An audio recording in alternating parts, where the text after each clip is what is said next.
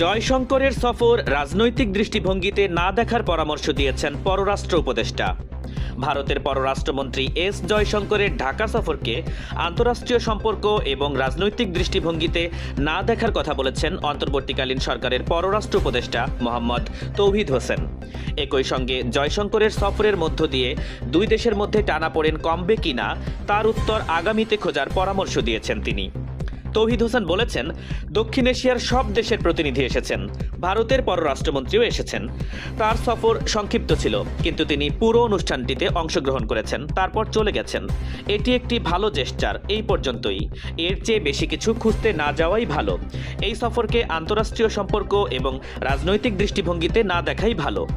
জয়শঙ্করের সঙ্গে একান্ত বৈঠক হয়নি জানিয়ে পররাষ্ট্র উপদেষ্টা বলেছেন, আমাদের মধ্যে ওয়ান টু ওয়ান কোনো কথাবার্তা হয়নি, সেরকম কোনো সুযোগও সৃষ্টি হয়নি। অন্যান্য বিদেশি অতিথিরাও ছিলেন। পাকিস্তানের স্পিকার ছিলেন, তার সঙ্গে জয়শঙ্কর হাত মিলিয়েছেন। এটা কার্টেসি, যেটা সবাই মেনটেন করে। তিনি বলেছেন, তার সঙ্গে আমার যেটুকু কথা হয়েছে সেখানে রাজনীতি ছিল না, একেবারেই সৌজন্যবোধ, অন্য সবার সামনে, ফলে দ্বিপাক্ষিক ইস্যু আলোচনার কোনো সুযোগ ছিল না। ভারতের পররাষ্ট্রমন্ত্রীর ঢাকা সফর দুই দেশের উত্তেজনা প্রশমন করবে কিনা জানতে চাইলে পররাষ্ট্র উপদেষ্টা বলেন, এর উত্তর আপনাদেরকে আগামীতেই খুঁজতে হবে। তিনি বলেন, বেগম খালেদা জিয়া বাংলাদেশ তো বটেই, প্রতিবেশী দেশগুলোতেও তার এক ধরনের পজিটিভ ইমেজ আছে। তিনি যে অবস্থানে নিজেকে নিয়ে যেতে পেরেছিলেন আপনারা সেটি জানেন। দেশের মানুষের মধ্যে দলমত নির্বিশেষে তার এক ধরনের গ্রহণযোগ্যতা এবং শ্রদ্ধা সম্মান আছে।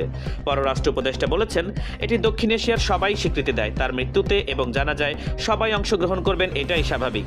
এটাকে আমরা সেভাবেই দেখি।